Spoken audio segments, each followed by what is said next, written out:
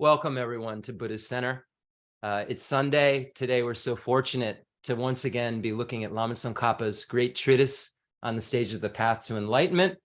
This text that we looked at for so many years with such an incredible magnifying glass that Khenser Geshe Wandak kind of handed us to be able to look at this incredible work with and to be able to kind of understand how to implement the words in this incredible work into our lives, and how by doing so, we would be creating imprints and connectivity in some ways in our minds to our eventual realization of not only the various levels of the small, medium, and great scope, but the resultant point of the teachings for beings of great capacity of Buddhahood. So we're so fortunate to have this information that we know how to kind of work with. And we know that if we work with it more and more and more, we'll have insight further into it because of the magnification process that Khenser Geshe Wandak did with us. And if we had billions of dollars, and we were to just go out and try to purchase that kind of information and get it all into our minds in one shot, it wouldn't be possible. But Khenser Geshe Wandak, for free, because of his generosity of Dharma, gave us this gift, which will allow us to achieve every aim that we could ever imagine and ever want to have. We can get rid of all of our suffering altogether, get rid of the 8 types of suffering, the 6 types of suffering, the 3 types of suffering, that kind of devious mastermind of the self-grasping ignorance and the self-cherishing attitude can be combated with this information. And that devious mastermind of the self-grasping ignorance and the self-cherishing attitude gives rise to all of those things that we don't want. And it's incredible that we have this information in front of us that will show us exactly how to eradicate that which gives rise to all of the various types of suffering, because the Buddha was clear with us what the cause of all of our suffering is. And the Buddha could have been very clear about that, but if we didn't have a way to kind of articulate or understand or pick apart what the Buddha was really talking about, we couldn't get very far. And it's because of the kindness of our teachers, the kindness of Lama Tsongkhapa, the kindness of Lord Atisha, the kindness of the Nalanda Masters, and the kindness of Lord Buddha at the root, that we're able to understand the Buddha's intent and put these things into practice so we can eventually end all of our suffering.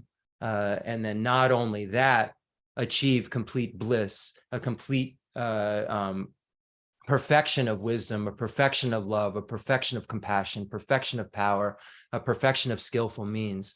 And we will not only have fulfilled all of our own needs, but we'll have fulfilled all of sentient beings' needs, because we'll become the most reliable guide in the universe, because we will have gotten rid of our afflictive obstructions or afflictive obscurations and the cognitive obscurations or obstructions to omniscience. And by getting rid of those, this allows us to know all phenomena simultaneously, to understand conventional and ultimate truths simultaneously, without any kind of barrier. Being able to directly perceive conventional and ultimate truth simultaneously is something that only a Buddha can do, and it's something that's required of one to be the most reliable guide in the universe, because for that being alone, all the appearances are no longer wrong, and it takes the kind of being to be completely correct, to be able to be completely helpful. And the good part is that not only do you get to be completely helpful, but you are complete in terms of no longer having any suffering, and no longer having any cognitive obscurations, and that is something that the Buddha alone has shown us how to achieve. And if we were to try to articulate or try to understand by just going straight to the sutras and straight to the tantric teachings, what the Buddha was getting at and what the intent of the Buddha was and is, we would have a hard time unless we were very special beings with very special imprints that could just directly, hear even a few words and know exactly what the Buddha meant, and those few words where they go into in terms of path. But for beings like me, I require a lot more kind of clarification about what the Buddha was talking about and what the Buddha was being definitive about, and what the Buddha, said that requires some interpretation that can't be taken at face value in some cases, depending on tenets, or, at the Prasangika level, if it's not about ultimate truth, then it's not definitive. So it's important for us to be able to, navigate these various tenets to understand what the Buddha meant when he said it, why he said it, and what the point in terms of maturation of an individual was at that time. And to see that the Buddha was maturing individuals, not maturing a mass. And individuals have a variety of dispositions and a variety of needs. So therefore, the Buddha taught that way wherever he went, being an omniscient being, taught all of these different things, taught these 84,000 or 80,000 bundles of teachings, however you want to count them, and they were given to a variety of beings with a variety of kind of dispositions, and so forth. And some of the beings were more advanced in terms of their spiritual path towards Buddhahood than others, because all beings will become a Buddha. So the Buddha, knowing that, knew that what was medicine for some would be poison for others. And therefore, the Buddha was doing it live in real time, not writing it down. He was talking to people. And then all these people got together and they said, Buddha said this, Buddha said that. And it took, and it takes very skilled beings to be able to say, okay, this is the point that was being made here in terms of selflessness of person at a gross level, in terms of selflessness of person at a subtle level, in terms of selflessness of person and phenomena according to the mind-only school and the emptiness of externality, in terms of the selflessness of person and phenomena in terms of, the lack of true existence, but not negating the inherent existence like Prasangika does. And then Prasangika is the lack of inherent existence of all phenomena. So we see these varying levels of understanding that were given to varieties of beings that needed each of those as stepping stones. If you're looking at it in terms of a staircase to Buddhahood, as steps along the way to Buddhahood, and all of them would be necessary. And some beings were already halfway up. So the Buddha said there'd be no need to teach them something that, they had already kind of figured out. So the Buddha taught to those folks. But for people like me, I'm no way up at times. So I really need to be very thorough with the information to make sure that I'm not trying to skip steps, because what happens usually when you're skipping steps, when you're a child or not really as good at doing it as you maybe could be, when you become more able, you fall down the stairs. And we fall down when we're looking at the tenet systems into permanence. We fall down into nihilism and get stuck there if we don't go through the systematic understanding. And we just jump to the middle way consequence view. All phenomena are empty of inherent existence because they dependently originate. And then, come up with some idea of what we think that is. And the only liberating path, the only way that we can be free, according to Shantideva, is to have the correct realization of the nature of reality.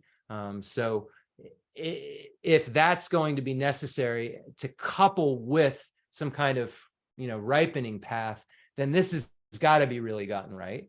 And if the ripening path in terms of anything that isn't the wisdom realizing emptiness that kind of pushes us towards our goals, ripening paths of, the renunciation and the various, virtues and so forth that would push us towards just an individual liberation, coupled with that emptiness, the wisdom realizing emptiness, or the ripening paths of renunciation having a foundation, and then a bodhicitta, the mind that wants to become a Buddha for the sake of all sentient beings, blowing kind of one with that same wisdom, realizing emptiness towards Buddhahood, because the intention of the mind with that, the emptiness is so different, and that the selfishness of the individual liberation vehicle isn't there, because the bodhisattva vehicle is about putting others' needs before one's own.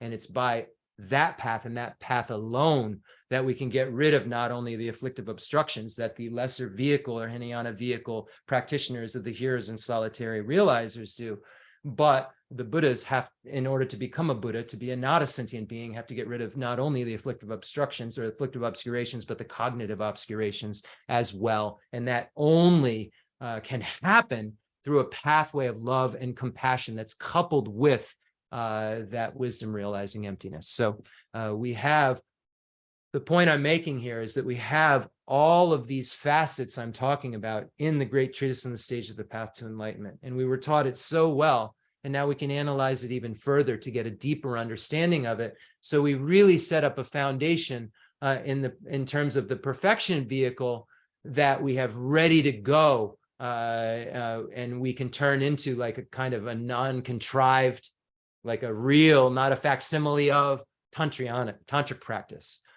So these, kind of things that we're going through, the small and medium and great scope of the perfection vehicle, what serve as the foundation for us to be able to even potentially in this one lifetime rocket to Buddhahood without having to be reborn again. Because the Vajra, the tantric vehicle, we see beings like Milarepa. We see examples of beings who are able to, in one life, become Buddhas. Not the norm, don't get your hopes up, but it's possible.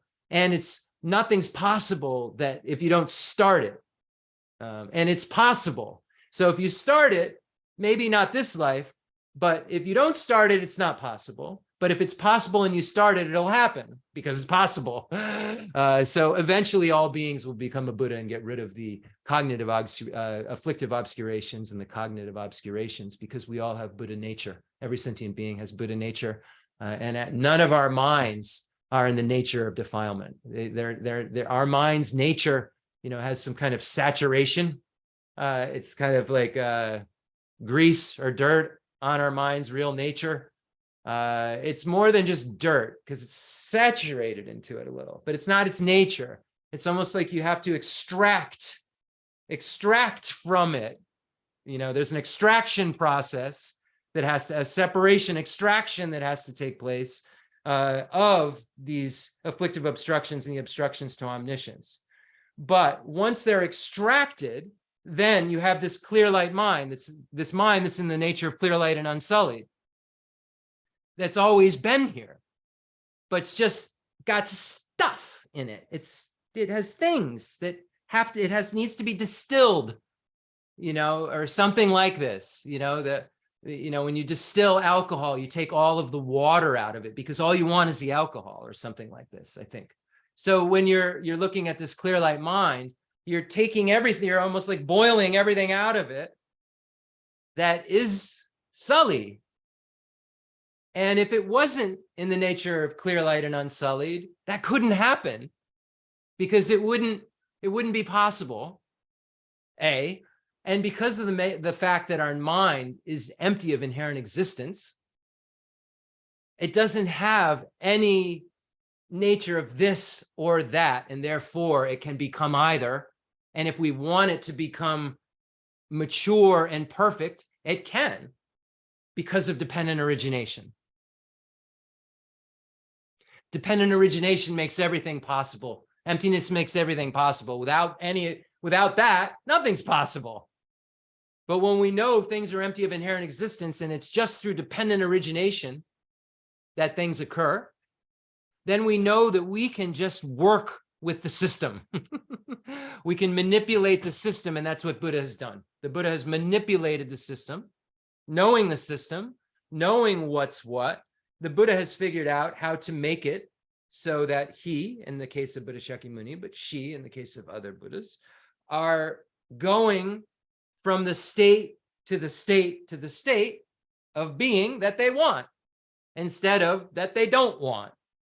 And the one that they wanted on the bodhisattva path, there were no compromises. So the one that the kind of experience the being wanted and shot for on the bodhisattva path had no compromises. So the result of that is an uncompromised state of perfect happiness and complete freedom from suffering. Because the bodhisattva wouldn't settle for anything else, and that was the motivation. That was the goal. That was the target. So when we do these practices, even if we're doing them at such a smaller state than a bodhisattva can, we're doing exactly the same thing. We're shooting our minds at a target, and we're creating our minds. We're making our minds so that they will eventually, just through turning them a little bit, turning it a little bit, turning it a little more, turning it a little more, eventually only give rise to the kind of mind that we're really looking for. One that's satisfied, certain, spontaneously helpful. And that spontaneity comes from doing practice spontaneously, even being in the supermarket and seeing a being, and because you've practiced so much, you start to think about bodhicitta. You start to think about love. You start to think about compassion. And that kind of spontaneous response is similar because of your practice to the spontaneity that the Buddha has. So you start to be able to glimpse the spontaneity of a Buddha when your practice gets better and better, because it becomes more spontaneous in terms of how you react to the world around you and sentient beings around you. And then eventually there won't be any kind of conceptual, like everything will be direct when you're a Buddha, conventional ultimate, everything's direct. There won't need to be any kind of conjuring up or any kind of sign to say, oh, there's a sentient being, they've been that, so this. There isn't any, there's no kind of, like thing you have to hop over to get to where you want your mind to just be. So let's try to figure out.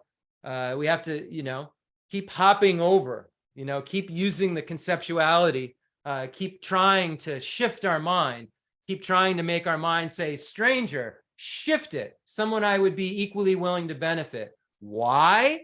Because I've had beginningless lives and they've been completely kind to me when I was vulnerable. That's the leap. But that leap doesn't have to occur once you're more familiar with it. There isn't this kind of thing that has to take place. And Pabunka Rinpoche says it's just a spontaneous arisal. And I bring this up because it's in the book. You see a worm and you say, oh, this sentient being is my mother. Because previously mother, previous kindness is kindness, previous mother is mother. Not in this life, not like, oh, let's start talking crazy. No. But when we start to look at, since beginningless time, we've had rebirths and we've had mothers, and we've had varieties of karmas and varieties of causes and conditions. You've had varieties of causes and conditions. Everyone's had varieties of causes and conditions, and we've all interacted at some point, beginningless time. I mean, that's a very hard number to, it's not a number. I don't know what it would be called, but no beginning. It's a negative. But yeah, we'll have to think about it. I don't have my thinking cap on as great as I could right now. In terms of non-affirming or affirming negative, I don't know. You have to think about it. So anyway, let's get into the 7-point Vairocana posture and try to get into a place where we have clarity of mind. Let's get ready to be able to have a good motivation, to be able to work for sentient beings. I say the laike dan le dan no jinke drubon da dan mi ke nan dan roa gunji dranan ji tsamba dan je ke du da ji ju den do. In the language of the gods, nagas and yaksas, in the language of demons and humans too, in however many kinds of speech there may be, I shall proclaim the Dharma in the language of all. It goes to show you, you tell your mind what to do. I told my mind before the teaching starts, the first thing I'll say is that. And now we're how many minutes in? And so this is what mindfulness also is, really, really trying to tell our minds what to do and do it when we tell our minds that that's what we want it to do. And that's what this exercise is about. We're telling our minds while we're in the 7-point Vairocana posture that helps us with clarity of mind, to focus only on what we want our minds to focus on. Generally speaking, our minds don't do that. Generally speaking, we tell our minds to slow down and they go faster. We tell our minds to go faster and they want to slow down. It's too much. The mind usually just does what it wants, but we're getting more and more familiar with telling our mind exactly what we want it to do.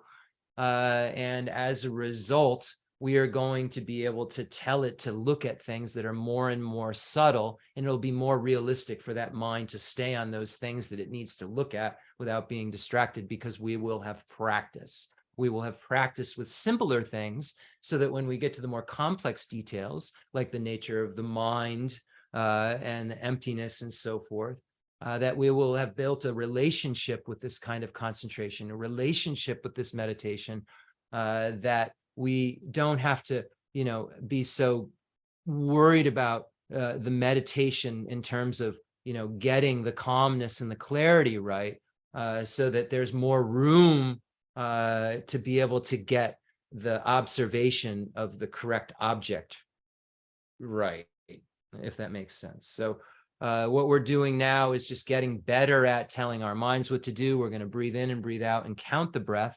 And then we're going to have just the front generation form of Buddha Shakyamuni in our minds, about an arm length away, about the size of the thumb, eye height, beautiful and radiant, but in a static form. Here we're doing fixed meditation, two kinds of meditation: analytical meditation and fixed meditation. Fixed meditation, we don't want the movement and conceptuality or thinking about things. We want our focal object to be static. We don't want it moving around. So in this case, we have a static form of Buddha Shakyamuni, and then we focus on just the breathing in and out and the counting. So we're going to do that for a moment or two, and then we'll go from there.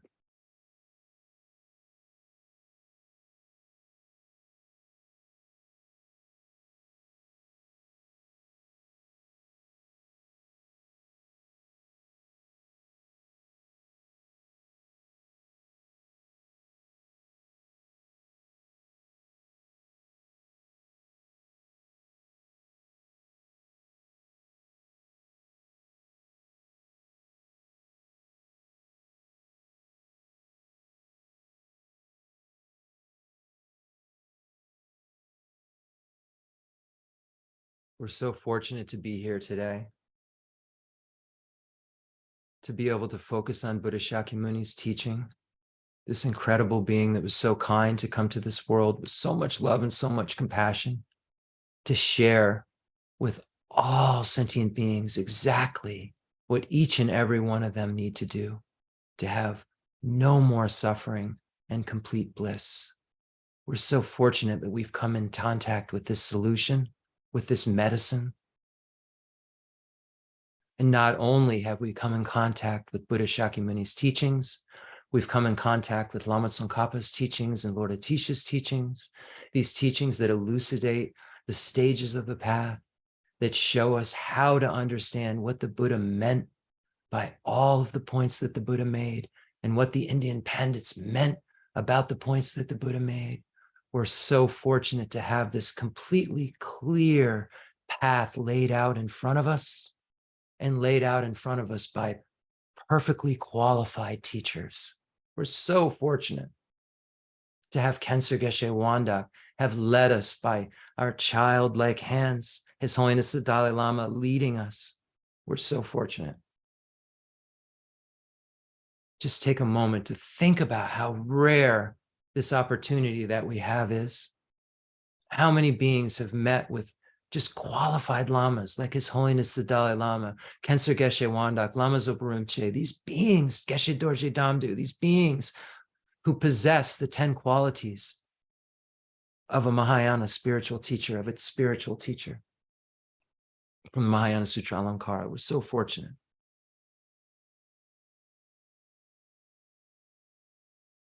Now imagine that Buddha Shakyamuni has been holding the entire merit field in that static form, and there's an explosion.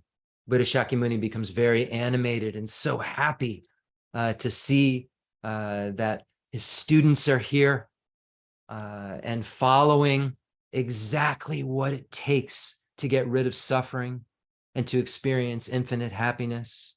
Imagine now also from that explosion, all the holy gurus, Buddhas, and Bodhisattvas are now in the space in front of you. All those beings that you consider as holy, realized, enlightened beings.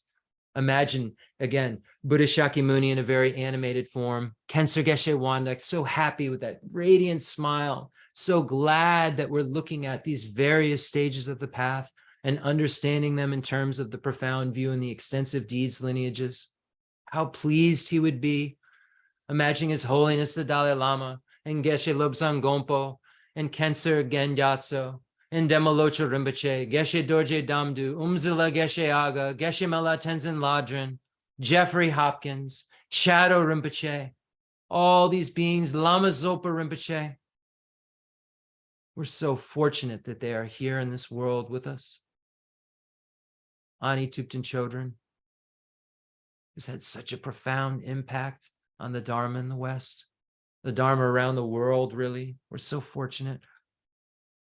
Now imagine the beings of the extensive deeds lineage passed down from Buddha Shakyamuni to Maitreya and Maitreya and Asanga and Vasubandhu and Dharmakirti and Dignaga and Vimuktasena and Haribhadra and Gunaprabha and Shakyapprabha and Lama Salimpa and Lord Atisha, imagining them there, imagining the beings of the profound view lineage passed down from Buddha Shakyamuni to Manjushri and Nagarjuna and Buddhapalita and Aryadeva and Chandrakirti and Shanti Deva, all these holy beings, imagining Chandrashita and Baba Vega and Kamala Shila, all these beings of the profound view lineage, and again, imagining Lama Salimpa and Lama Atisha, and we know the reason for this. Imagining the beings of the profound lineage of blessings passed down from Lord Buddha Vajradhara to Saraha and Machipa and Tilopa and Naropa and Lotsawa Marpa and Milarepa and Gampopa. We're so fortunate to have these teachings about the nature of the mind in our world. Teachings passed down from Lord Atisha to Dron Tompa and the three old Kadampa lineages, the holy beings of the Nyingma, Padmasambhavya, Sakya, Sakya Kunga and Sakya Pandita, the Karma, the Kaju lineages, such as the Karmapas, and the Galupa lineage, thinking of Lama Tsongkhapa and Kirtup J and Jelsup J and Penchen Sanandrapa, Basuchuji Jetson and Jayan Sheba and Pubajok, all these holy beings, imagining Gonchu Jimmy Wombo and Janja Rupi Dorje and the seventh Dalai Lama. We're so blessed to be connected with these beings. Now imagine the highest Yoga Tantra deities, Performance Tantra deities, Action Tantra deities, imagining all the 35 Buddhas, imagining all the protector deities. And now you have the entire merit field in the space in front of you. Not one being in this merit field you can say isn't connected to you. We're so fortunate. And I just mentioned so many beings' names, and all of these beings mentioned, all these holy beings mentioned, will have an influence on you and have had an influence on you, and will the information that the holy, lamas and gurus and so forth have taught will be the information that you will need to be able to open not only the door to get out of the prison of cyclic existence, but also be able to become the most reliable guide in the universe and become a Buddha for the sake of all sentient beings. So we're so fortunate. So now imagine that every other being in the universe has become as fortunate as us, because you want to become a Buddha for the sake of all sentient beings. And as said earlier, we are trying to make our minds work more like a holy being. So a holy being's mind wants to day and night become a Buddha for the sake of sentient beings. What does the sake mean? It means that you want to become a Buddha so that you can bring all sentient beings to the state of Buddhahood, and because you'll be the most reliable guide who can do that. So the Bodhisattvas have this idea that they want to become a Buddha so that they can bring all sentient beings to a state of Buddhahood. And that the way that the Bodhisattvas begin to act like Buddhas is by helping more and more sentient beings. And the only way, as we know, that the Buddhas, Bodhisattvas, can really, truly help sentient beings is by teaching the truth of suchness. So the bodhisattvas, as they become more and more capable, figure out how to teach more and more sentient beings the truth of suchness. And only the Buddha knows how to teach every sentient being the truth of suchness. Now, when I say the truth of suchness, some things lead to that ability to hear about the truth of suchness. This means emptiness. But only the Buddha knows exactly what the being's individual needs are that will help them to understand the truth of suchness. Even though it may not look as direct, the Buddha sees it, sees that pathway. That's the only way for that being to get to the truth of suchness. So this is the skillful means that the Buddhas have. And the bodhisattvas, even the high-level bodhisattvas, don't have that ability for all sentient beings. They're limited because they still have obstructions to omniscience. So all the way up, beings are trying to help more and more beings. That's how you get to bliss, to be able to help the most beings as possible, to be able to love the most beings as possible. It's really incredible. So the way you get to bliss of a Buddha is to work for the sake of all sentient beings. And the way you do that is by teaching the truth of suchness. So now imagine that as in a contrived way, or let's do it a facsimile of what these great beings can do. Let's imagine that we can do it. So we start shaping our minds into the mind of a bodhisattva, into the mind of a Buddha.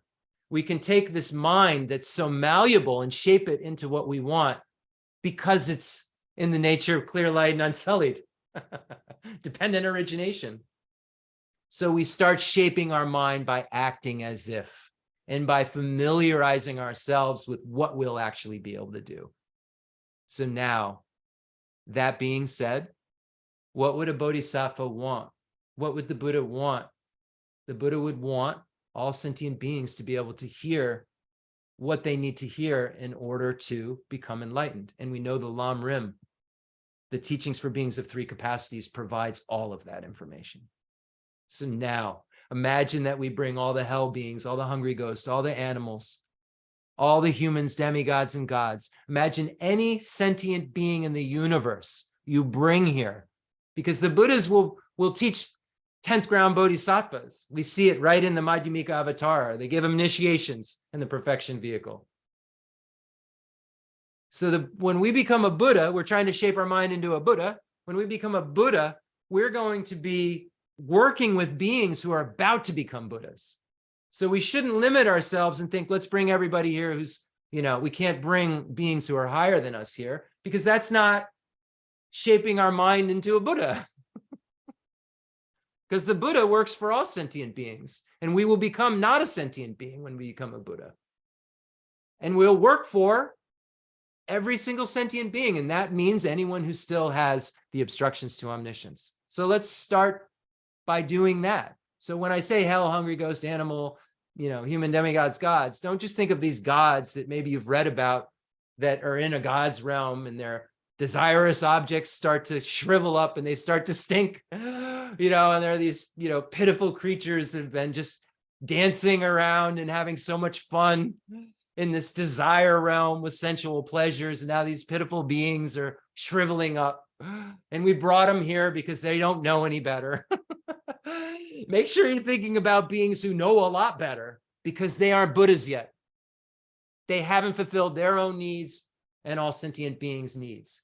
Their own needs, right, we'll leave it at that. It's fine. So now imagine you've brought all beings in the universe here, and you're going to lead them in prayer. Just, some of them already know how to do the prayer. So they're like, yeah, I know. And others have no idea. So they really need you to show them how to lead the prayer. I experienced that today, yeah, I know. So anyway, all sentient beings are here. All the Buddhas are here.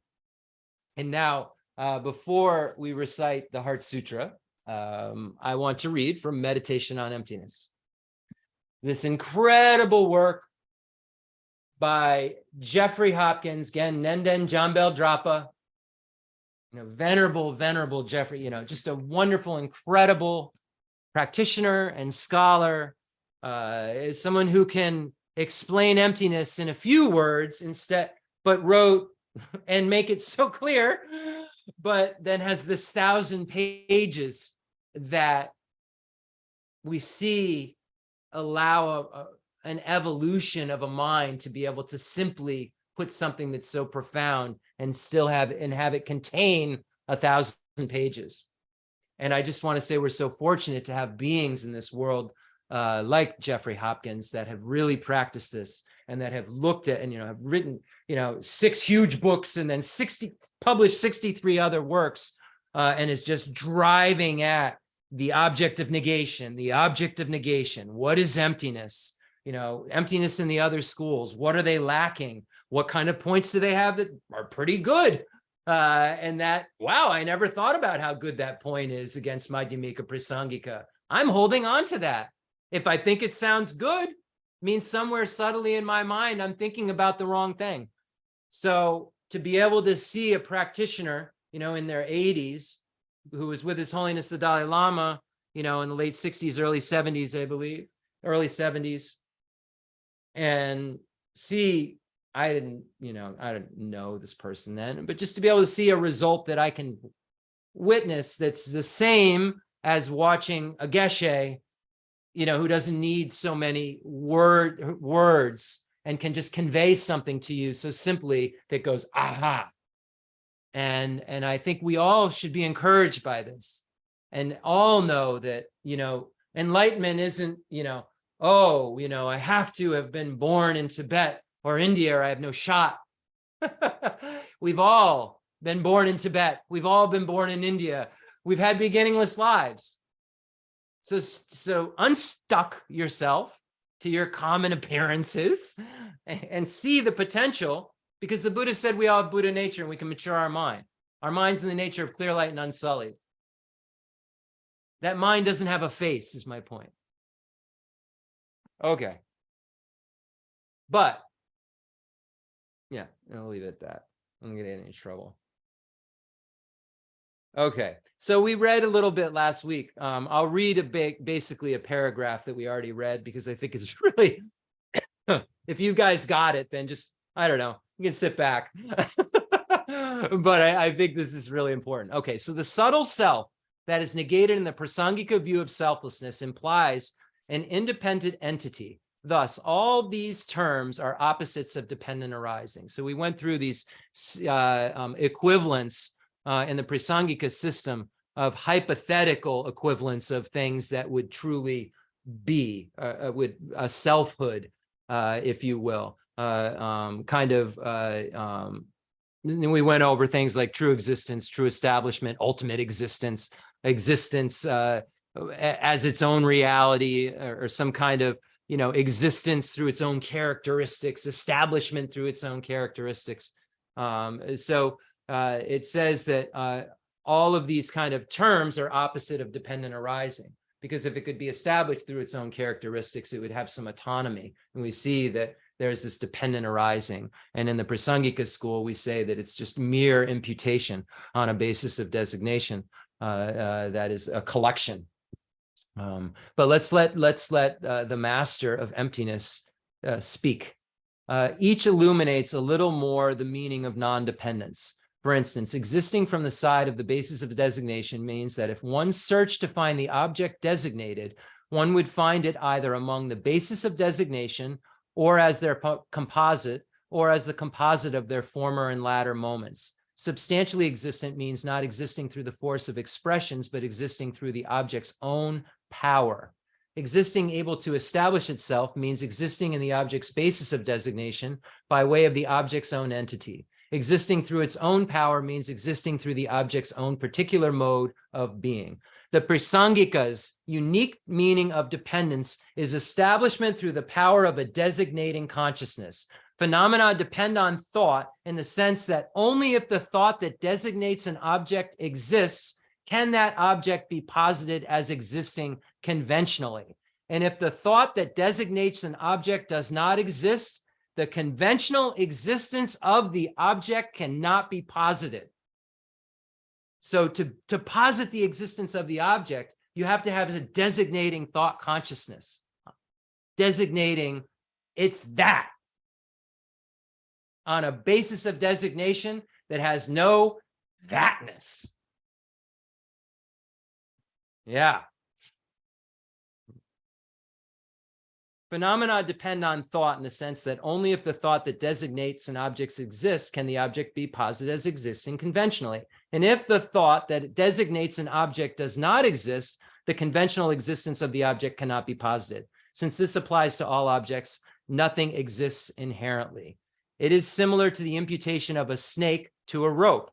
Remember this one, kids? This one's definitely been said once or twice by Keshe Geshe Wandok in every Geshe that's ever taught. If a speckled and a coiled rope is not seen clearly, the thought can arise, this is a snake. We see this, Chandrakirti makes this point. At that point, the composite of the parts of the rope and the parts themselves cannot at all be posited as snake. The snake is only imputed by thought. In the same way, when in dependence upon the mental and physical aggregates, the thought I arises. The composite of the former and latter moments of the continuum of the aggregates, or the composite of the aggregates at one time, or the individual aggregates themselves cannot in the least be posited as I. Also, there is nothing that is a separate entity from the aggregates or their composite which can be apprehended as I. Therefore, the I is only established by thought in dependence on the aggregates and does not exist inherently as it appears to. The same type of analysis can be applied to a person in his or her relationship to the six constituents that are his or her basis of imputation or designation: earth, water, fire, wind, space, and consciousness. A person is not a collection of these, nor any of them individually, nor anything separate from them. A person is thereby shown not to exist inherently, only merely designated by thought on a basis of designation.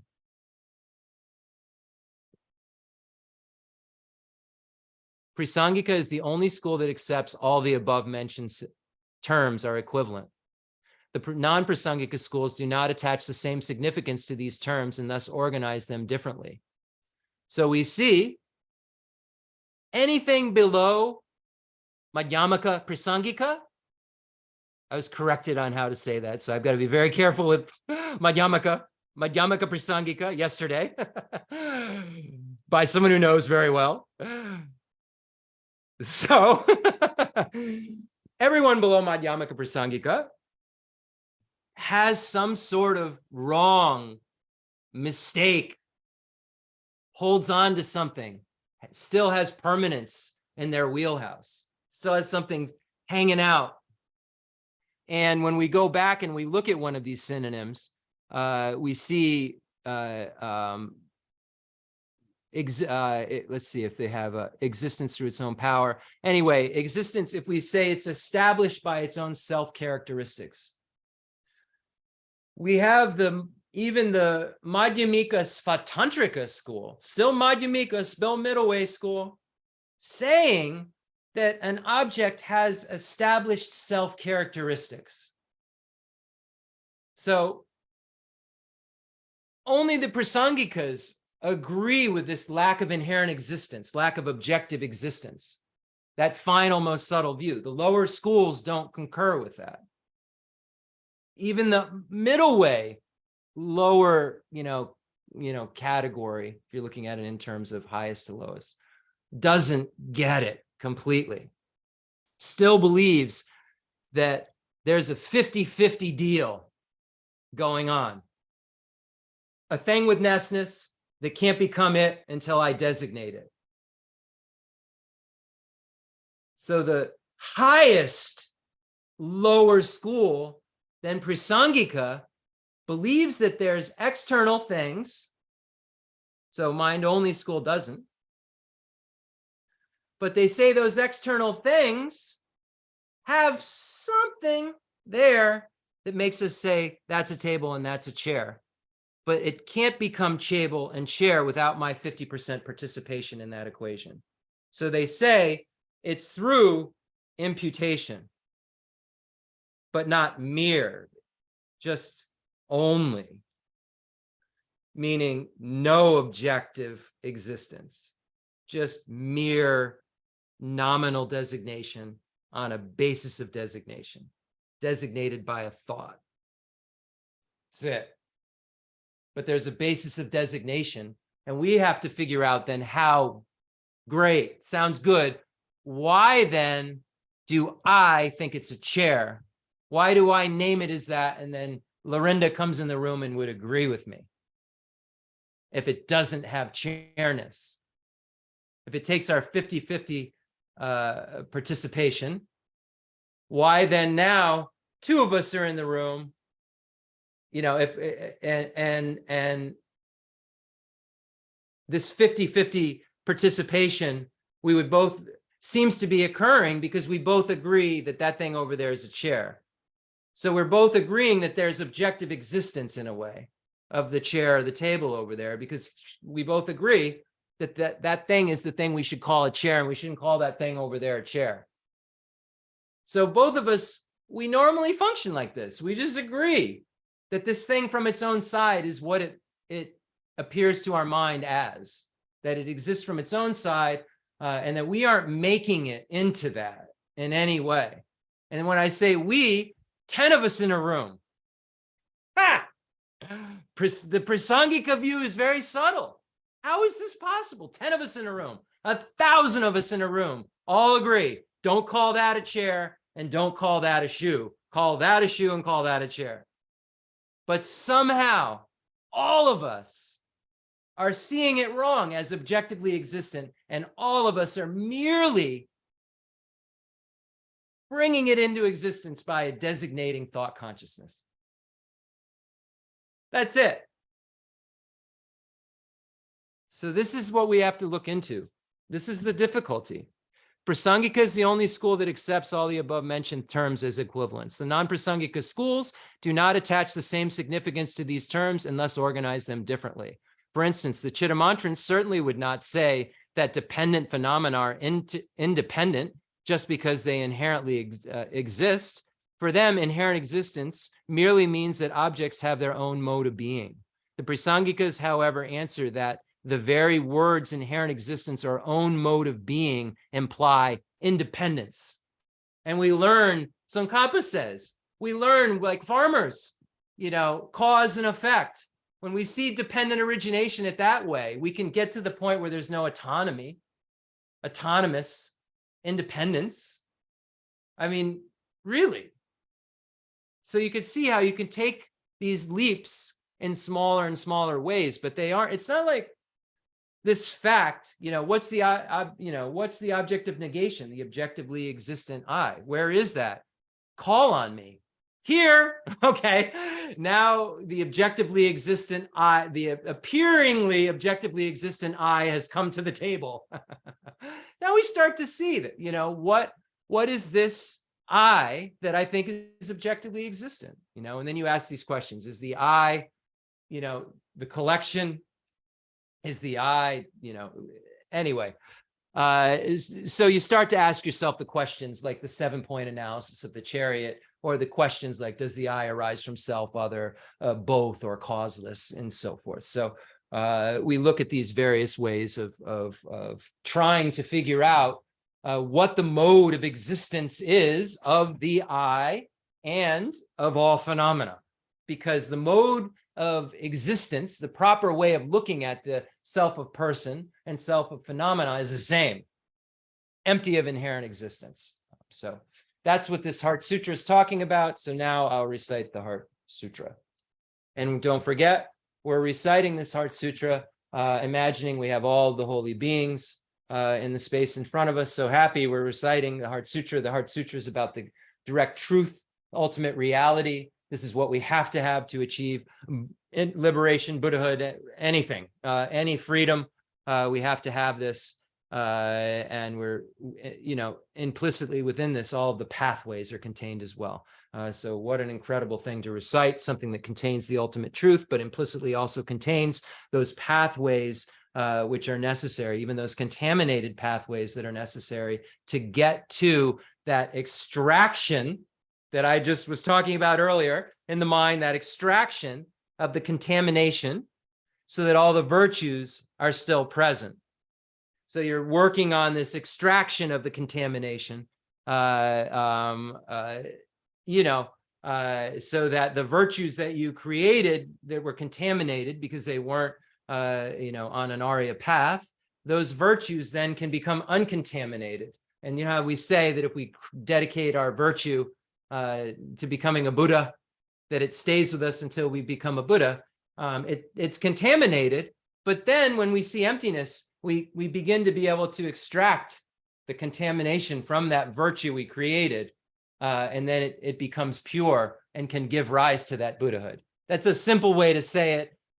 Should be said more complex, but I think it's an interesting thing to think about. Sutra of the Heart of Transcendent Knowledge. Thus have I heard, once the Blessed One was dwelling in Rajagriha, Vulture Peak Mountain, together with a great gathering of the Sangha monks and a great gathering of the Sangha Bodhisattvas. At that time, the Blessed One entered the Samadhi that expresses the Dharma called profound illumination. And at the same time, noble Avalokiteshvara, the Bodhisattva Mahasattva, while practicing the profound Prajnaparamita, saw in this way. He saw the 5 skandhas to be empty of nature. Then, through the power of the Buddha, Venerable Shariputra said to noble Avalokiteshvara, the Bodhisattva Mahasattva, how should a son or daughter of noble family train who wishes to practice a profound Prajnaparamita? Addressed in this way, noble Avalokiteshvara, the Bodhisattva Mahasattva, said to Venerable Shariputra, O Shariputra, a son or daughter of noble family who wishes to practice profound Prajnaparamita should see in this way, seeing the 5 skandhas to be empty of nature. Form is emptiness, emptiness also is form. Emptiness is no other than form, form is no other than emptiness. In the same way, feeling, perception, formation, and consciousness are emptiness. Thus, Shariputra, all dharmas are emptiness. There are no characteristics, there is no birth and no cessation, there is no impurity and no purity, there is no decrease and no increase. Therefore, Shariputra, in emptiness there is no form, no feeling, no perception, no formation, no consciousness, no eye, no ear, no nose, no tongue, no body, no mind, no appearance, no sound, no smell, no taste, no touch, no dharmas, no eye dhatu up to no mind dhatu, no dhatu of dharmas, no mind consciousness dhatu, no ignorance, no end of ignorance up to no old age and death, no end of old age and death, no suffering, no origin of suffering, no cessation of suffering, no path, no wisdom, no attainment, and no non-attainment. Therefore, Shariputra, since the bodhisattvas have no attainment, they abide by means of Prajnaparamita. Since there is no obscuration of mind, there is no fear. They transcend falsity and attain complete nirvana. All the Buddhas of the 3 times by means of Prajnaparamita fully awaken to unsurpassable, true, complete enlightenment. Therefore, the great mantra of Prajnaparamita, the mantra of great insight, the unsurpassed mantra, the unequal mantra, the mantra that calms all suffering should be known as truth, since there is no deception. The Prajnaparamita mantra is said in this way: Teata om gate gate paragate parasangate buddhisoha. Teata om gate gate paragate parasangate buddhisoha. Teata om gate gate paragate parasangate buddhisoha. Teata om gate gate paragate parasangate buddhisoha. Teata om gate gate paragate parasangate buddhisoha. The Shariputra, the Bodhisattva Mahasattva, should train in the profound Prajnaparamita. Then the Blessed One arose from that samadhi and praised noble Avalokiteshvara, the Bodhisattva Mahasattva, saying, good, good, O son of noble family. Thus it is, O son of noble family. Thus it is. One should practice the profound Prajnaparamita just as you have taught, and all the Tathagatas will rejoice. When the Blessed One had said this, Venerable Shariputra and noble Avalokiteshvara, the Bodhisattva Mahasattva, that whole assembly in the world with its gods, humans, asuras, and Gandharvas rejoiced and praised the words of the Blessed One.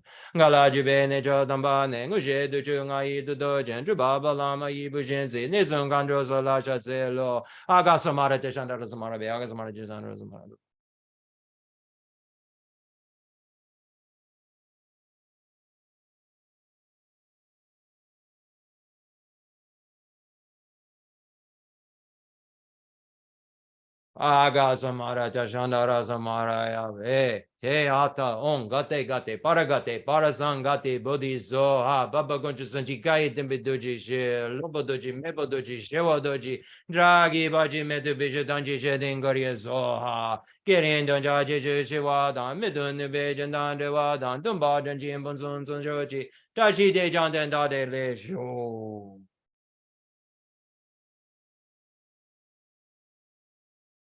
Very interesting.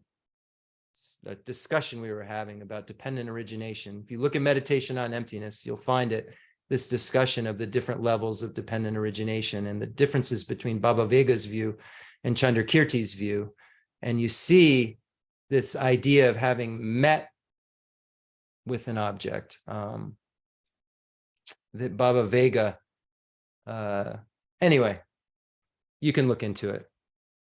I don't want to get it wrong, but I had a very interesting point. It just came to mind. And hopefully if you're studying all the time and you're reading things, these kind of things will happen in your mind. and you won't really know how to articulate them.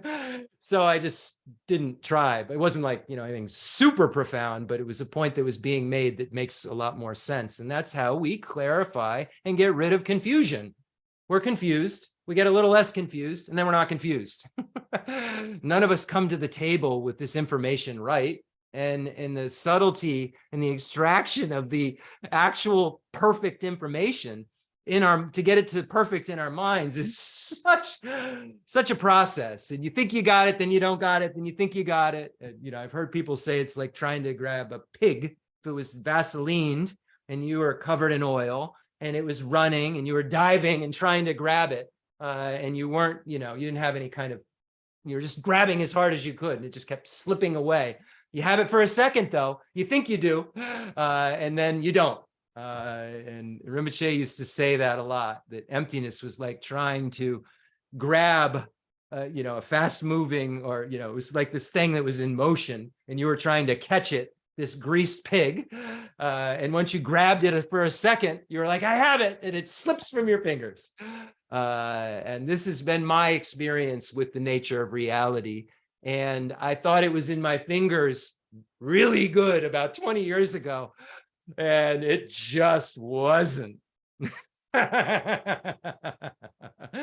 Not even close. It's incredible, right? Where we think we are at. We're like, yeah, I'm doing really, I got this, I'm really glad I'm doing this because I got it, it's, and I can help others who don't get it. And then then you start to see, like, yeah, you've just been saying things that you read, and they're just words that you kind of memorize, like some abstract poem. And then when someone says to you in English class, well, what is the meaning of this abstract poem you just recited, Jeff? You have no idea. And that's what some of these syllogisms that are supposed to be so straightforward are like. They're just an abstract poem put forth in a way that's supposedly super clear, and you should just be able to get it. But it's interesting. So I'm just encouraging you to keep going and keep going and keep going. And if you think you've got it, keep going.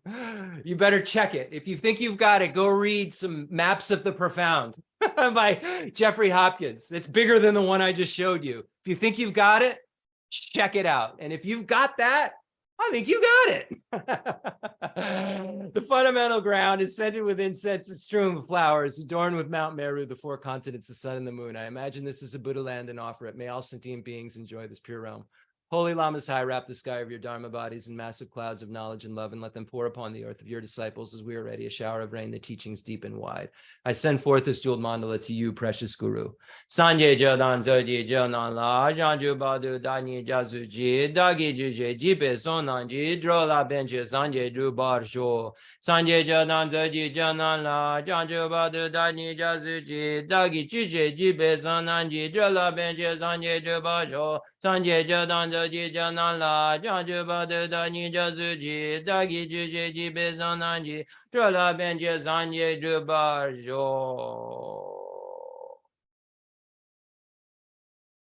Enthused by great compassion, you taught the Immaculate Dharma to dispel all perverted views. To you, the Buddha, Gautama, I pay homage.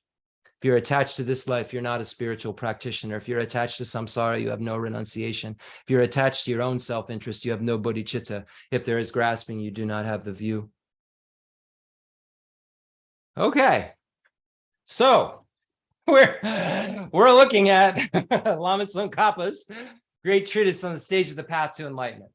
And another thing I promised myself I was going to do is end this section on, not this section altogether, like we can never talk about it again, but just kind of get through this section on the eight types of suffering. So we left off, we went over the suffering of birth, aging, sickness, and death. And again, we went over the fact that these are meditations that you do, not as something that is like, oh man, yeah, this is something bad for people.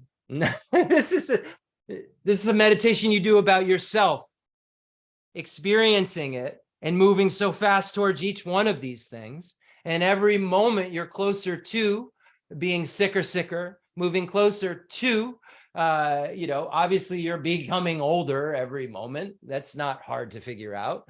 And you're moving closer to dying and then moving closer to being born. And when we look at the 12 links of dependent origination, birth is very interesting. Birth isn't like we're thinking, like, oh, I was born from my mother's womb. Birth in the 12 links is the separation of the mind from the body. That's birth in the 12 links. So the separation from the mind from the body. So when that occurs, this other stuff was going to go down, but then you're going to have to be born again. We're only talking about birth, aging, sickness, and death. So if you're born, and now we're talking,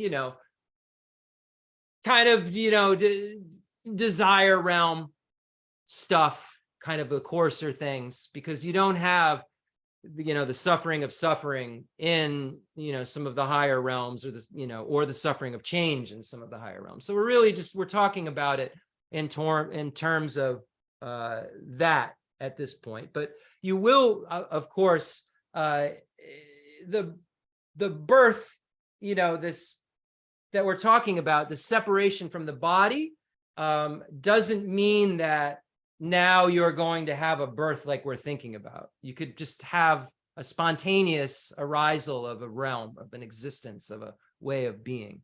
But when we're talking about this kind of birth that we're talking about in this case we're talking a lot more about desire realm occurrences. Not only, don't put me in a corner, but we're talking about being crushed between mountains and so forth. And we see this is very similar to the womb, and we see the experiences of the egg birth and so forth. So let's not go on from there. You can go back and look at the details of each of the birth, aging, sickness, and death, but it should be in relation to your own momentarily. You're moving closer to sicker. You're moving towards older every moment. Inarguable. That's an easy one. I mean, come on. You see a clock. The clock gets to tomorrow somehow. That hand's doing this. You got to know. And then, like, science says in each of these, there's 1,000. So, like, every time 1,000th of this is happening, you're older. I mean, really, that's not like, maybe it's a huge epiphany if you've never heard it or thought about it, but once you think about it for a second, it's like, yeah, it's not high end philosophy. You gotta, like, really work on, if you just think of a clock in a second hand in science, 1,000, and how do you get to tomorrow? 24 hours, how do you get to an hour, 60 minutes? How do you get to a minute, 60 seconds? And so forth. So we see we're just every moment aging, moving, older, moving so quick towards sicker, moving so quick towards death. It's obvious because we're aging. We're not moving away from death. We're moving towards death. It's the fact. And then when we look at the reasons on the route, death will come and nothing can stop it. We're always subtracting from life, not adding to it. So if that's the case, we're always moving closer to more sick, older, dead, born, and then we'll experience among the various types of suffering, and at a minimum, pervasive compounded suffering. So let's look at these other ones. I don't know how much time I have. Probably not a lot. I'll go 5 minutes in the Lam-Rim reading. There's not a lot of conversation that, yeah, we'll see, needs to take place about each of these. But we'll begin. It's a short section, so I think I'm feeling pretty confident. Feeling good. We're on page 278, volume 1. Lama Tsongkhapa's Great Treatise on the Stage of the Path to Enlightenment. Shambhala, I think now, was Snow Lion Publications, but now I believe Shambhala Publications, 3-volume series. Everyone should own. If your house is burning and you can only take one book, I'm going to let you in on a secret. It's one book if you grab 3. So I always say, that's my disclaimer. It's one book. If I have to run out of the house, I'm grabbing all 3. and it's technically right. Not to say it's just my go-to. Many, many wonderful holy books that if you grabbed, you can become a Buddha. If you grab the Bodhicharya Avatara by Shantideva, you'll be doing okay. And it's only this big. So I just need more. I need more stuff to mature. I'm not as quick as the Shantideva folks, that can just do that only, and somehow that just the guide to the Bodhisattva way of life makes them Buddhas. I'm not that. I need more. So the suffering of encountering with what is unpleasant. Ever have that happen? Merely encountering your enemies, for example, causes pain and anguish. You dwell in fear of being punished by them. It doesn't mean like torture. Think of punish. Think of what that can mean. Your enemies somehow are, they're punishing me. Your fear that they will speak maliciously without kind words. You dread death. You worry that you will go to a miserable realm after death for having acted in ways contrary to the teaching. And you reflect on these. So here, the meeting with the unpleasant, you're dreading death, because you have this worry you're going to go to a lower realm because you know how you've lived. So that's something pretty unpleasant. And someone here who works in hospice probably has seen folks who were very unprepared and how scared and how unpleasant that meeting was. So we're meeting these things. We're meeting with this result. We're dying. We need death to be dying. And your death is coming when you're dying. And if you know that what is going to happen is going to be influenced on what you did, then that just becomes an anticipatory kind of unpleasant encounter. So this is why spiritual practice is so important. It's not just, oh, I smelled something bad. That's meeting with the unpleasant, the suffering of encountering the unpleasant too, to a degree. It's, it's not pleasant. I don't like it. But really, this is about spiritual maturation. Sure, you won't be as bothered by a bad smell when that happens. But really, it's about what are you going to do when you're dying? You ready? The suffering of separating what is pleasant. Here's 5 points to contemplate. When you're separated from a dear relative, for example. So it's just giving this example of like, okay, what happens? Your mind sorrow arises. In your speech, you lament. You bring harm to your own body. You don't eat. You don't sleep. You don't take care of yourself. We know what grief is.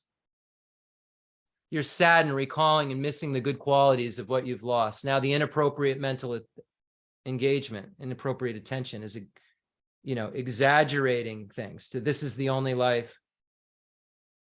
Self-grasping ignorance is there, working full steam, self-cherishing attitude, making everything appear just so solidly the way I think they are. And that my loved one has inherent existence of mine. Now it's not mine. We have to be honest. Now they're not mine. Emptiness is such a powerful medicine to understand, what them, what mine, what inherently objective existence them, mine, my, is there to lament?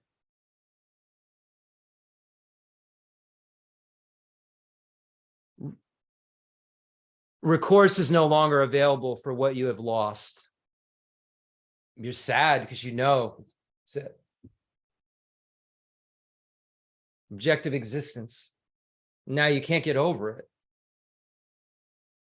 because you thought it was permanent in your mind, permanent, unitary, independent, all this kind of thing you thought about it.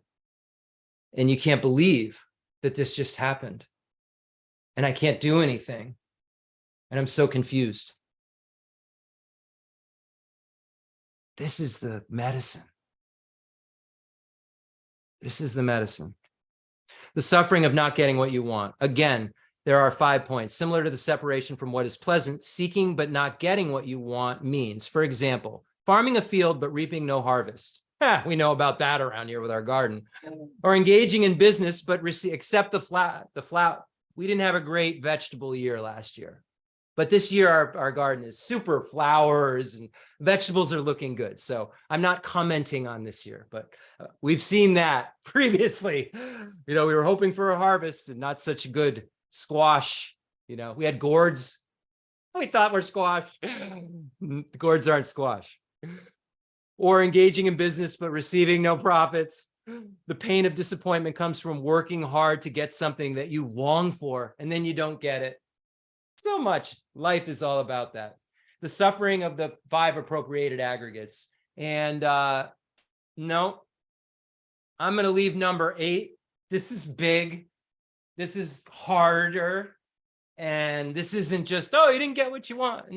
This is going to require a lot more talk. So we're going to end there. But I did read from the Lamrim Chemo, so I accomplished what I told myself to do. I wanted to end it, but I wasn't fixed on that. It was a kind of loose goal, but the not loose goal was to give the talk on the Lamrim Chemo. Okay. So I failed in the beginning. We see mindfulness. I told my mind, okay, when you begin the teaching today, you're going to recite this. Let this be in the language of all beings in Tibetan. And then about 20 minutes in, I remembered. But then I didn't fail so bad. At the end. So there's progress. Prayer of flourishing of Tsongkhapa's teachings. Though he's the father, producer of all conquerors, as a conqueror's son, he produced the thought of upholding the conqueror's dharma in infinite worlds. Through this truth, may the conqueror Losang's teachings flourish. When in the presence of Buddha Indraketu, he made his vow, the conqueror and his offspring, praised his powerful courage. Through this truth, may the conqueror Losang's teachings flourish. That the lineage of pure view and conduct might spread, he offered a white crystal rosary to the sage, who gave him a conch and prophesied. Through this truth, may the conqueror Losang's teachings flourish. His pure view free of eternity instruction, his pure meditation cleansed of dark fading and fog, his pure conduct practiced according to the conqueror's orders, may the conqueror Losang's teachings flourish. Learned, since he extensively sought out learning, reverent, rightly applying it to himself, good, dedicating it all for beings in the doctrine, may the conqueror Losang's teachings flourish. Through being sure that all scriptures, definitive and interpretive, were without contradiction, advice for one's person's practice, he stopped all misconduct. May the conqueror Losang's teachings flourish. Listening to explanations of the 3 Pitakas, realized teachings, practice of the 3 highest higher trainings, his skilled and accomplished life story is amazing. May the conqueror Losang's teachings flourish. Outwardly calmed and subdued by the hearer's conduct, inwardly trusting in the 2 stages practice, he allied without class the 2 stages of Sutra and Tantra.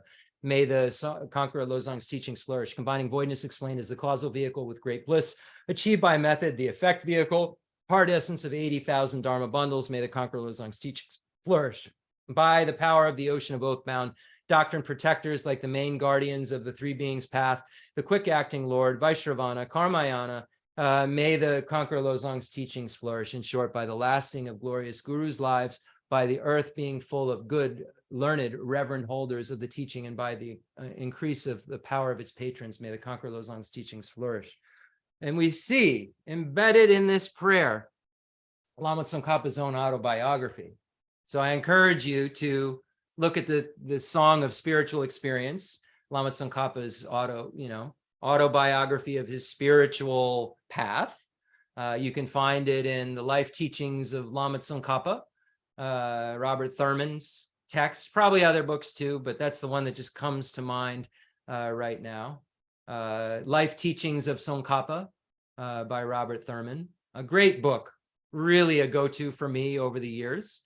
Has so many of Lama Tsongkhapa's short works in it, and this is one of them. I think it's called Song of Spiritual Experience, and you see a lot of the points. I'll let you find them, why not? Go check it out, and you'll see there are some statements he made, Lama Tsongkhapa makes about what he did that are in here, and why what he did made him who he was, and why if we do, me, you do what he did, then we will have the same realizations that he was able to have. And that's why Lama Tsongkhapa wrote this autobiography, not to say, I'm awesome, to say, you're awesome too.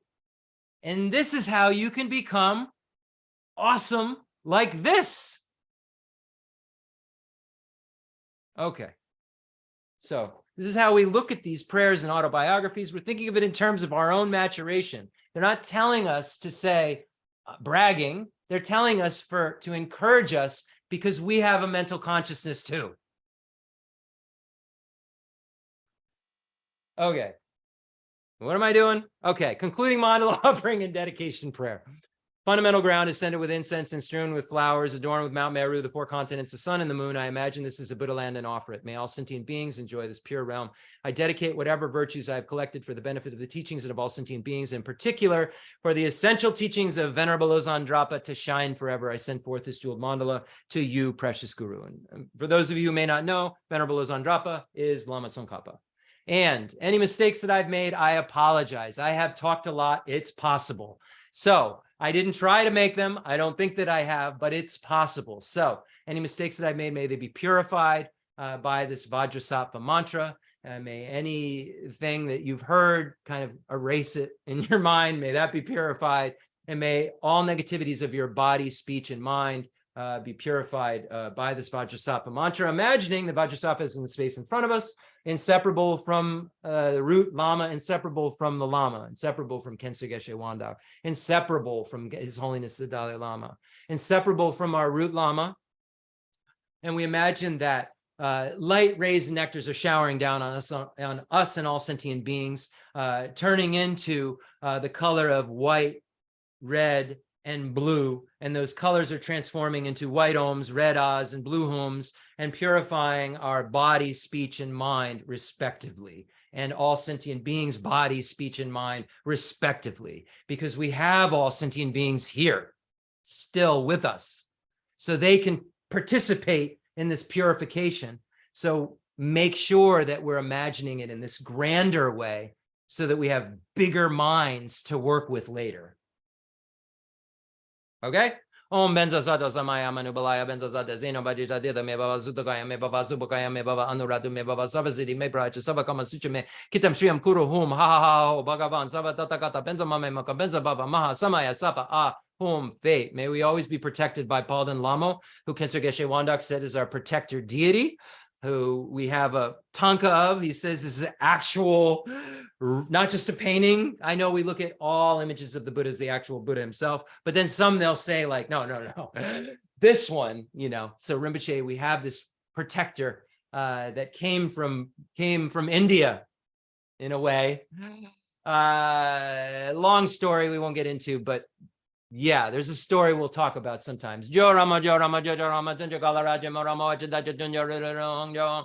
Jo Rama, Jo Rama, Jo Rama, Tunja Kalaraja, Morama, Jadaja, Tunja, Long, Jong, Jo Rama, Jo Rama, Jo Rama, Tunja Kalaraja, Morama, Jadaja, Tunja, Long, Jong, Jo Rama, Jo Rama, Jo Rama, Tunja Kalaraja, Morama, Jadaja, Tunja, Long, Jong. Jo Rama, Jo Rama, Jo Rama, Tunja Kalaraja, Morama, Jadaja, Tunja, Long, Jong, Jo Rama, Jo Rama, Jo Rama, Tunja Kalaraja, Morama, Jadaja, Tunja, Long, Jong, Jo Rama, Jo Rama, Jo Rama.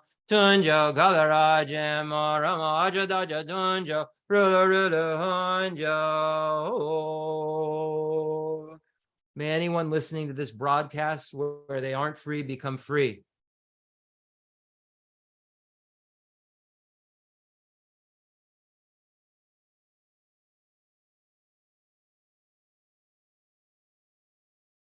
Just remember that not everybody has access and has the freedom to be able to study these incredible religious teachings that we have the freedom to study. I dedicate all this virtue to emulate the knowledge of the hero Manjushri, and likewise Samantabhadra as well. With whatever dedication is praised as supreme by all the conquerors who traverse the 3 times, I also dedicate all my roots of virtue for the sake of auspicious deeds.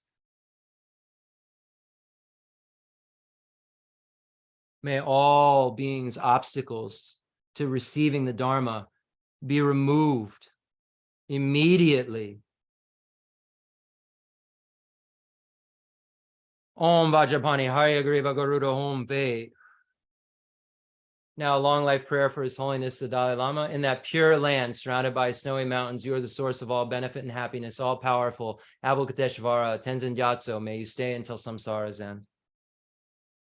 And now, along the supplication prayer to Khyentse Geshe Wandak, written by me a year after Rinpoche passed away on March 6, 2023. A complex yogi poses as a simple monk. Homage to Khyentse Geshe Wandak Rinpoche, our precious spiritual friend who is inseparable from Aryatara. I fully prostrate, covering as many atoms of the earth as possible to your pure body, speech, mind, and enlightened activities. I offer to you drinking water, bathing water, flowers, incense, candles, scented water, food, and music purified by Om Ahom.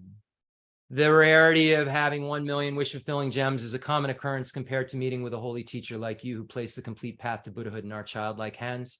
Just like Atisha, who came to Tibet with a lamp to dispel the darkness of ignorance, you, kind abbot, arrived in the West with a lineage purer than a diamond and begged us never to be satisfied with partial instructions. The teachings of the extensive deeds and profound view lineages flowed from your lips like nectar from our ears that elucidated the teachings of beings of three capacities.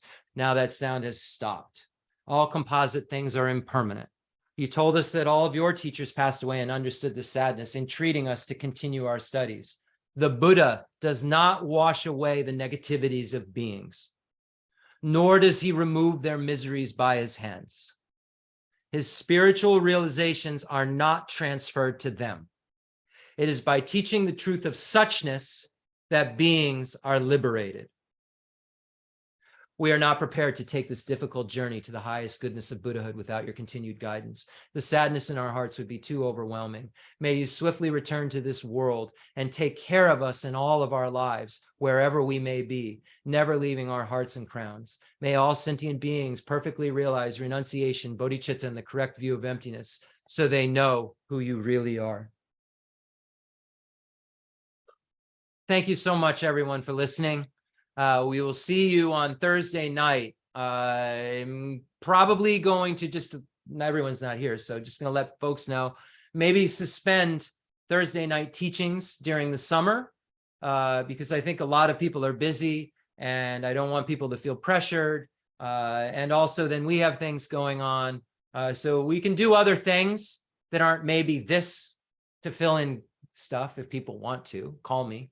I'm not hard to find requests to do something. I'm around. But I think just in terms of the greater teaching on Thursday nights, we may suspend it.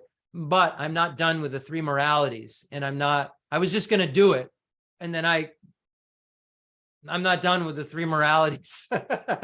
So I'm not happy with suspending it until that happens. So hopefully I can finish those this Thursday. And if not, then maybe one more or something. Okay. Thank you so much, everybody. Please practice these teachings. Don't just pile information up in your mind. It needs to happen, but then do something with it. Okay. See ya.